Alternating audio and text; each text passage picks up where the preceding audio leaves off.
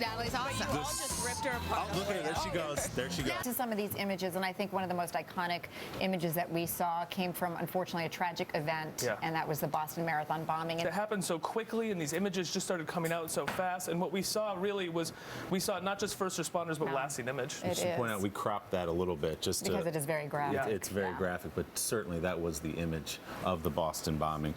Pope Francis, meanwhile, was of course a huge story. Times Person of the Year, and this is one of the images of the year. And I think this is carrying his body to the final resting place, which is his childhood home. And you see South Africans here chanting and celebrating the memory of Nelson Mandela. And it's interesting, it's not somber. You know, everyone's celebrating the life of Nelson Mandela. Back here at home, the government shutdown, of course, was a huge story.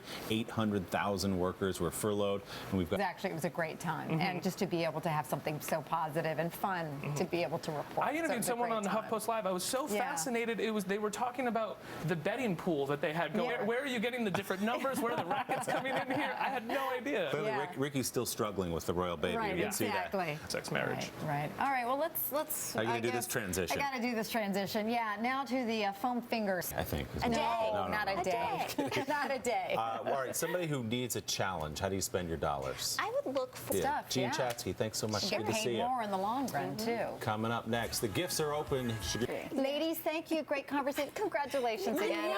Like I said, 7. one for every day of the week now. 7 today on NBC.